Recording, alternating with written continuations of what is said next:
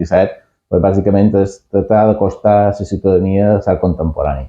obrint els espais expositius, totes les galeries d'Art Palma, galeries adherides i també espais institucionals per fer una hora baixa, ja que és una hora baixa d'art i que la gent lliurement pugui visitar les galeries i a vegades aquests espais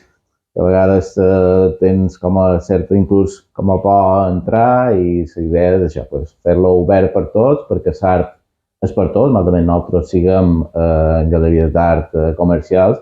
però les visites a les galeries són totalment gratuïtes i se tracta també de fer un poc aquesta feina d'acostar, de didàctica, també inclús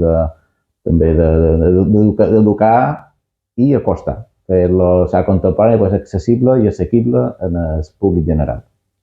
Què destacaries d'aquesta edició? En aquesta edició de la Nit de l'Art, com de cada vegada anem creixent més, de cada vegada som més socis d'Art Palma, més galeries que s'han sumat en el projecte d'Art Palma, no només la Nit de l'Art, sinó els altres nostres projectes com el Palma Branch i el Palma Summer. Enguany destacar que s'han tornat a sumar, que en els darrers anys havia també amb motiu del Covid, etc., s'han tornat a sumar espais institucionals que han tornat a obrir, que també és una cosa molt positiva, com la Llonja, com la Misericòrdia,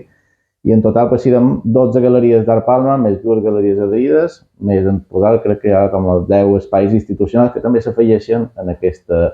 nit. Hi ha un nexe comú? Nexe comú és l'art contemporani, ganes de fer bona feina i res més, només és això. Tots els agents que nosaltres ens dedicam a donar suport i visibilitat a l'art contemporani i sumar forces entre sectors privats, públics, i també de cada vegada més, perquè això no se fa tot sol, requereix un esforç d'equip molt gros, i de cada vegada també tenim més suport d'empreses privades, com per exemple Sotel Nívia, de Grupo Garden, Sotel Sant Francesc, enguany també Melià, que se sumen també al seu granet d'arena a aportar